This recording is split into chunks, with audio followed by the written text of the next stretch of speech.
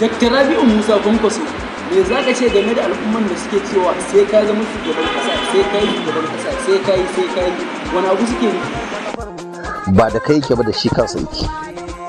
Me dalilin da yasa ka ce haka? Gani yake in ka samu zai samu sauki. Kai sun baka amana, sun ga a cikin masu neman shugabancin Najeriya ba mutum adali mai kishin talakawa sama da ai haka maganar take. Me dalilin da yasa ka ce haka? Kai kowa kansa ike dubawa ike tunanin da shi na ce kai kana magana kai kanka da iyalinka da unguwarku da state ɗinku da sauransu ana ganin wani iya samu za a ci gaba, wanda kuma dama haka 'yan siyasa ya kamata su yi. So kake yi a yi hanguɗu ture ɗauki ɗora ko kake a fito a yi zaɓe kowa ya zaɓi wanda yake so a kasa a tsaye. Takara ta ideas in ji bature.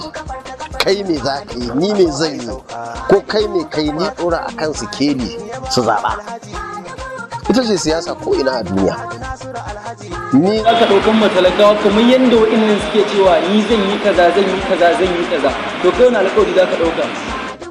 Ni zan yi kaza, zan yi kaza, zan yi kaza. Kaga duk ba wanda yi kenan. Ko to a wace jam'iyya kake, a sunan jam'iyyar taka? Jam'iyyar NNPP mai kayan marmari, wasu ma suna cewa mai kayan daɗi.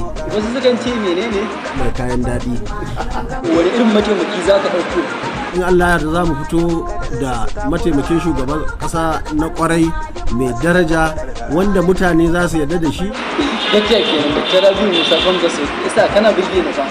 Inda kuma zai zo ba zai kawo mana tsari irin na jari hujja ba, wanda za su zo su rinka ce abinda wasu suke ce yarda ba ta gwaji. Madugu kafar ta kafar mu madugu. Ka za ta kyankyasa.